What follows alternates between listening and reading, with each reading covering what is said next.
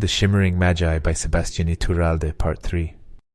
Minerva followed Willow through the corridors of Neptulius, feeling more and more amazed by the wonders of this place. She saw classrooms where students were learning to control the flow of water and labs where they were experimenting with different types of magic. She saw gardens where water elementals were tending to the plants, and pools where they were playing and having fun. Willow led Minerva to a room that was the complete opposite of the previous one. This room was entirely water-free, with plain white walls and a cement floor. The only thing that stood out in the room was a large window on one wall, letting in natural light. Willow waited by the door for a moment before turning to Minerva. "This will be your workspace," she said. "This is where you can decorate with water currents and learn to control the flow of water. You can create whatever you want, and you can make it travel wherever you want." Minerva was confused.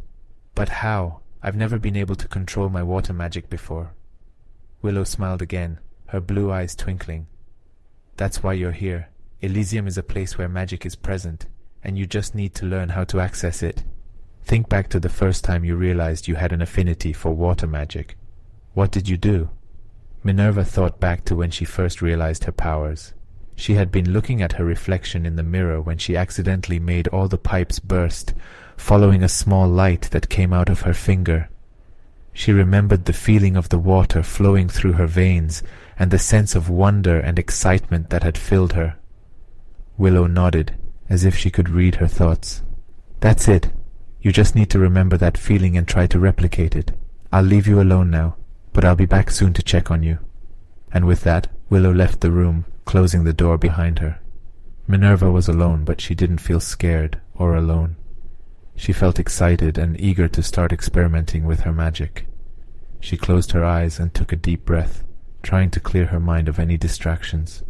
She focused on the feeling of the water flowing through her veins, and she felt a tingling sensation in her fingers.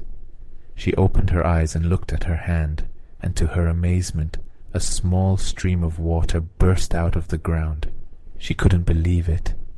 She had never been able to control her water magic before, but now she was doing it effortlessly. She felt a sense of joy and empowerment fill her, and she knew that this was only the beginning.